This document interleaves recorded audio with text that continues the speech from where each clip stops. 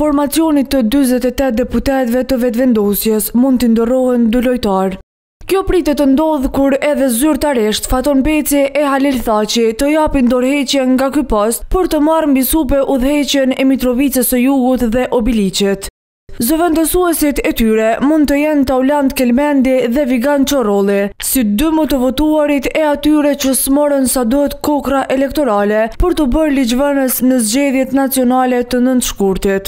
Ligji për zgjedhjet lokale, neni 9 i ligjit për zgjedhjet lokale ka përcaktuar qartë që asnjë kandidat i zgjedhur nuk mund të mbajë 2 pozita, respektivisht kandidati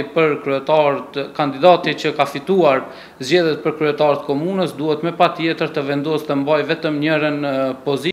Edhe pjesëtarët të shoqërisë civile potencojnë se zëvendësimet duhet të bëhen para planim dorëzimit të detyres për shefat e rinj të komunave. Rrugës do të ishte sa më parë të jepnin dorëheqje nga posti i deputetit për të liruar vendin pasardhësve që janë në listë që të ushtrojnë pozitën e deputetit deri në përfundim të mandatit. Por nëse Kelmendi e Çorrolli do të bëjnë ose jo betimin për të bërë pjesë e legjislaturës së 9, do të dihet të mërkurën e 19 nëntorit. Fatkeqësisht besoj që këta 2 deputet nuk do ta kenë mundësinë të japin betimin si deputet Kuvendit Republikës Kosovës, sepse nga momenti i kalimit të afatit për zgjedhjen e qeverisë nga mandatari i dytë, presidentja detyrimisht obligohet ta shpërndajë Kuvendin dhe ta caktojë datën e zgjedhjeve.